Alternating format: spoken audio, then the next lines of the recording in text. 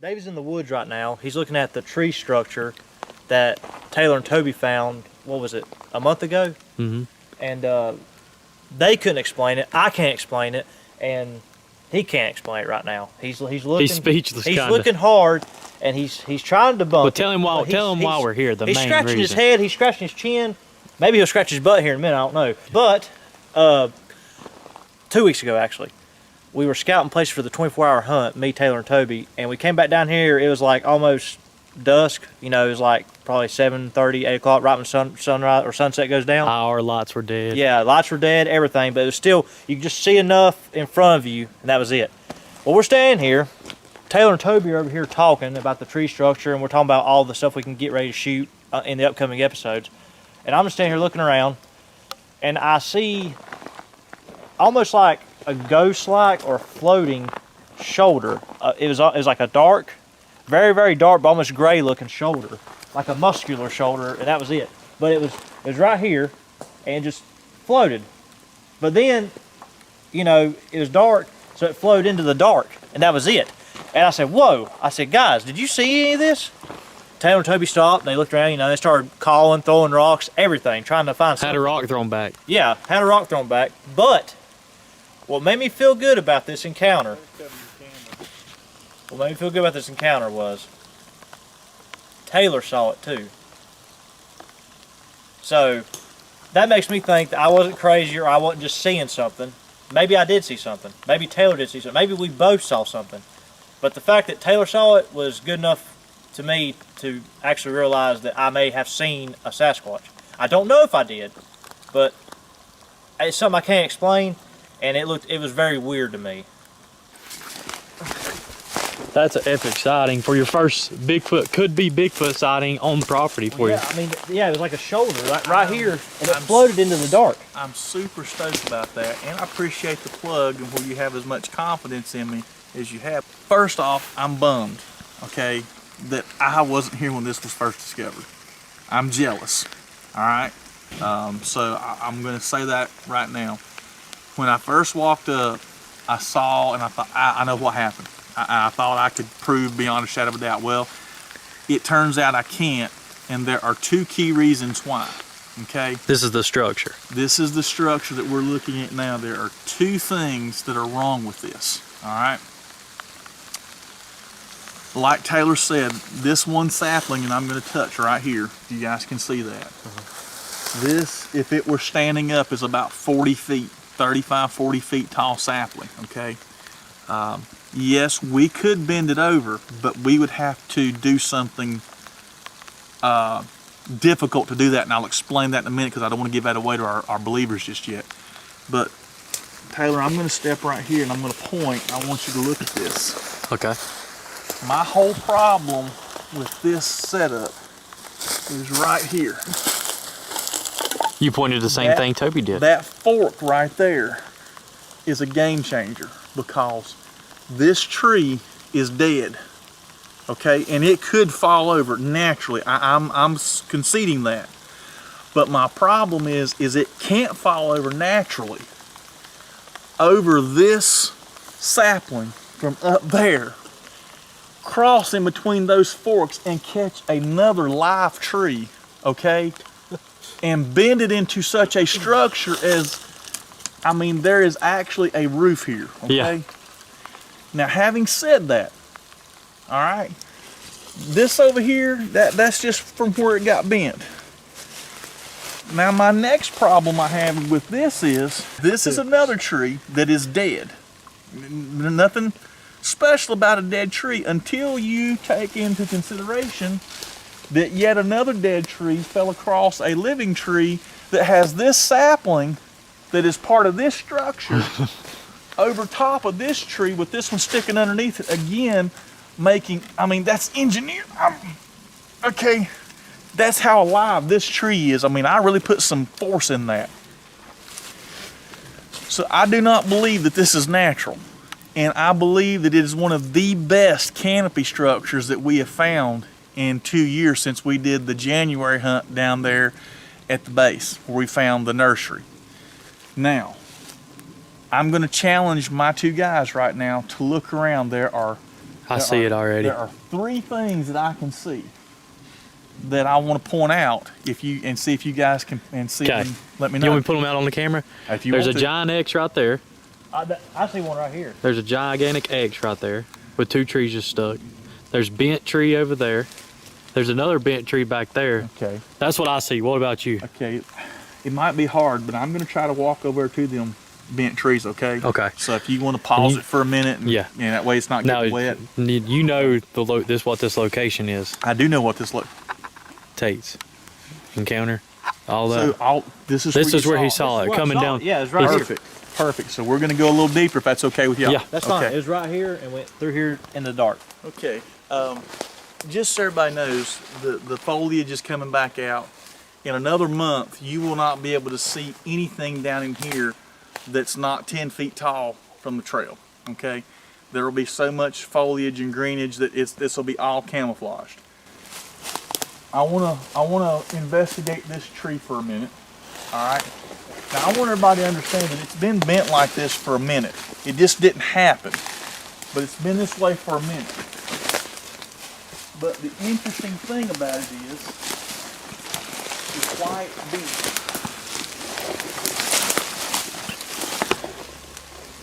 I know why this tree is bent, and some of our believers may have done this, okay, but there are some things that we have known and thought about for a long time. But this tree is bent, okay. There's nothing holding this tree down, okay. It wasn't bent in place to be a structure. This was sheerly for fun. I believe that this was juvenile Sasquatch climbing up and just bouncing around having fun, because there's 1, 2 right here. There's nothing holding that other sapling down either. There's nothing that's fell on it to hold it in place. It's just bowed. So that's what I believe. Don't know that it's 100% right, but that's what I believe. And to see this up close, and then I'm this close, I'm going to go ahead and walk on down and try to look at this other tree. There's no prints to be seen right here, but you can clearly see where something has stepped down on the bank, because as I step, the bank gives way, and there are clearly indentions where something has moved down here before. Now, Tate saw whatever it was last week. Oh wow! You see it? I can't see over here. There's a bunker down there. You see it? Huh? Yeah. There is a bunker. Be careful, David. So David's finally traversed. This is cool as snot. This is actually really awesome. Across a tree that spans a gully, okay, and right now I'm only about 3 feet off the ground, but right here, 5 feet off the ground. So it's getting taller as you go. Right here, yeah. If I fall here in a second, guys, it's over with. Don't worry, we'll pull you out. Just belly crawl up this tunnel right here. There's a tunnel leading down into the bunker right here. And guys, there's no creek running through here. This is this is a a gully. They built what the trees may have felt like. Trees have made the situation for it. Yeah. And so there's no say, we're not going to call this a structure, but what we can say, it's a definite hiding spot. Yeah. Now we can look and do and see and anything you want to do from that trail. We're never going to see anything down in here. IR lights, infrared, nothing. Okay, it's not going to happen. This is what. Could you see up in there? Down in here, y'all. That is a. How high are you off the ground? Right now I'm about maybe 10 to 12 feet deep right here. This camera shows no justice on how deep that goes. Oh yeah, I can tell you that standing up here is a much different story. If I fall, I'm breaking a knee. Yeah. I'm twisting Let me something. see. I don't want to think about Guys, it. this right here is the entrance tunnel, and it goes all the way down through there. And to me, I don't know, there's a smaller structure over here right beside it. Is that one too, you think? What do you mean, right here? Well, no, there's one right there. Well, you're absolutely correct. There's another area. Well, this whole little thing runs through and makes like a natural canopy. It's like a tunnel system. Anything could hide down here. Yeah. And I can tell you that I'm really, I'm teetering right now because this is a different log I'm standing on. Yeah, be careful. Oh, Yeah, this is a funny feeling, guys. Yeah, be careful. I wouldn't hold on to something. Well, everything I'm holding on to is Yeah. dead. Hey, that might slip. Yeah, I wouldn't do that, David. It's kind of slippery. Guys, this guy's literally. This is we're his gonna own cut stunt. the camera have a off and stunt go double. with Try this this real at quick home. and Yeah, this explore is why it. they call me And Super David, you Dave. got anything to say Attempt this before at I? home. That way we can actually get Super into Dave this. at his finest. Yeah, guys, this is an underground tunnel. Y'all see it here. If y'all can see, there's a better look at the tunnel canopy slash gully slash whatever you want to call it that Dave is still scouting. This is the area. Maybe the thing was walking the logs.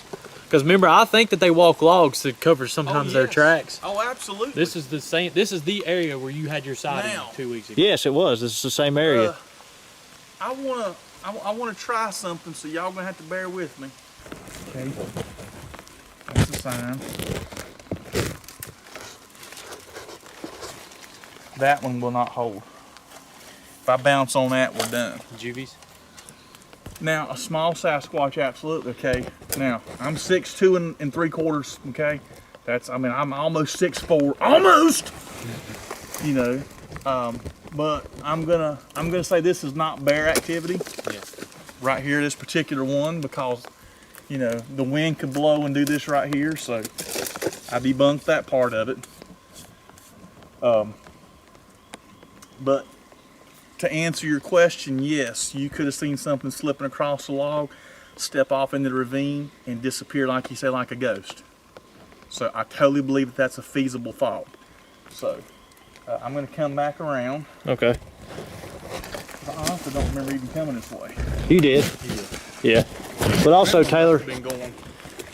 give David a hand real quick and we'll talk about that entrance before we sound off. I'm going to actually come. I get stuck everywhere. Yep, step back up. Back up. There you go. Oh, that is perfect. That's exactly what I wanted. That was perfect. So Taylor, the entrance system you've seen, what do you, if you think it is? I think, honestly, Juvie could belly crawl through this tunnel. Yep. There's a whole system down through here, guys, and this is the area where we get rocks thrown at us. You guys are getting behind the scenes that we just discovered this right now. Mm-hmm. If it wasn't for Tate's sighting and that structure right there, and David and Toby's eye to get the structure, Tate's eye to get this, David's eye to try to debunk that because It was teamwork. Everybody had a part in it. This is what Yes. the Squatch Watchers are. This is Yeah. teamwork. We found a whole new, we think maybe what would we call it? Bigfoot tunnel system. Why not? Bigfoot tunnel system. And I'll let him describe the theory that I'm trying to, he's more better at wording it, the theory I have about how Bigfoot traveled through woods. It's the Bigfoot underground. Yeah. That's what we found. Okay. You know, we've watched countless videos of supposed Sasquatch sightings. Some of the ones to me that are the most interesting are the ones that are snowbound. And the tracks will stop typically at a fallen log and will pick up 10, 20, 30, 40 feet away on the fallen log going in the same direction. Yeah. Which makes you to believe that they're walking the log Yeah. to break up their pattern Sidestepping. so that they can, so you know, to try to throw Yeah. you off on their to be able to track them. Okay. Same scenario here. Tornado came through several years ago. There's logs down everywhere. Nearly got killed one night running through the woods on down trees that I didn't realize were like this. And when it finally got to the end of it, I'm some 30 feet off the ground looking down a gully off of a cliff. So, you know, there's so much down here, but it's the Bigfoot underground. Because if it wasn't for your sighting over here and Well, I call it our sighting Yeah, because our you're seeing it sighting. too. Yeah. So, but yeah, I'm amazed. It seems squatchy. I have nothing but questions. I really do. We have another few weeks And going in deep in the summer months in this area is inviting catastrophe. Yeah. Yeah. There is this our arch nemesis that lives in these woods, and they are such a visceral, vicious creature. When they attack you, they go for just the worst places on a man's body. The only true known enemy of a Squatch watcher. Yeah. The chigger. Yeah. The chiggers. I hate them, and and that's one reason why there's certain parts of this property I don't go on in the summertime. Because the last time I got them, I thought I was going to go to the hospital. I thought I had the mumps in my crotch. Yeah. Herpes. So I've never had anything like this before, and I do not ever want. I was in to taste railroad the chiggers. school. Yeah, I remember it. And I was sitting in class like itching down. Me and Toby was sitting in church, and we're clawing our crotches to death while they're singing, you know, how great thou art. And we look across the pews at each other, and he's like, I'm like, I don't know. And then we figure out we've got chiggers.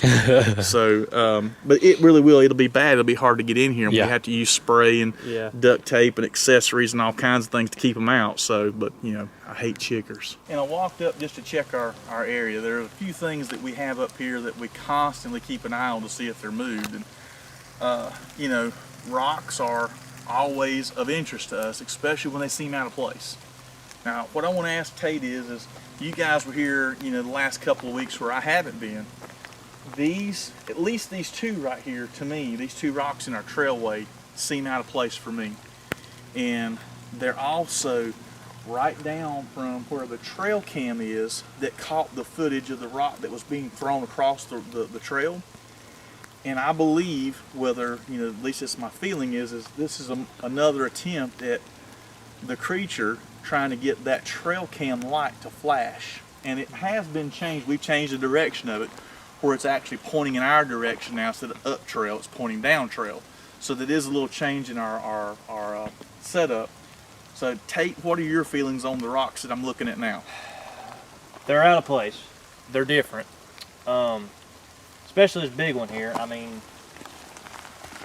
there's nowhere for it to be. Do you see anywhere on the bank it could have fell off at? I mean, down here, there's nowhere it could really come from. I know where it comes from. That I do. Because I went in the woods and looked. Because you want to check sources, and obviously you can see where this trail was excavated now almost a year ago, and it pushed a lot of these rocks up, especially on the side, which is great. But our side rocks are still there.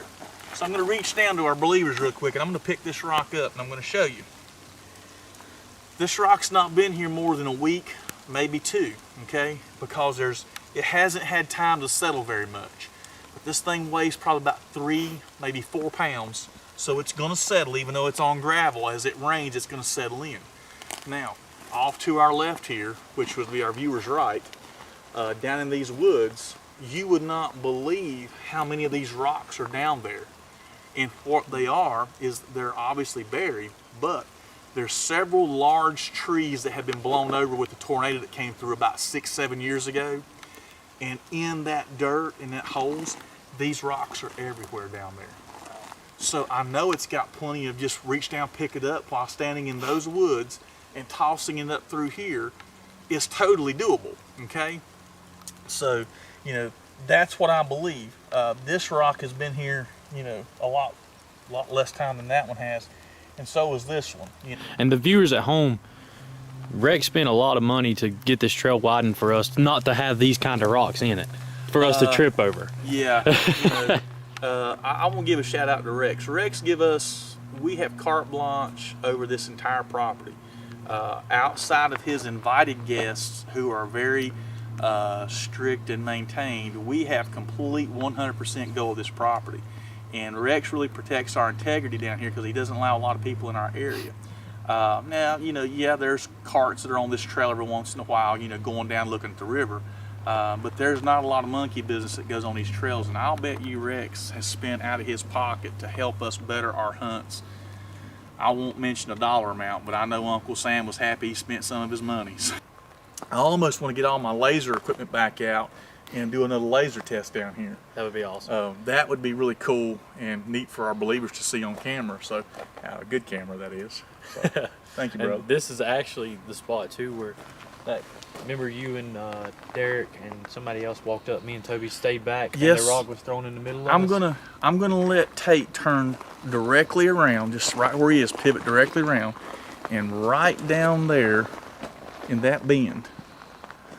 Okay, not more than, this is 2 years ago.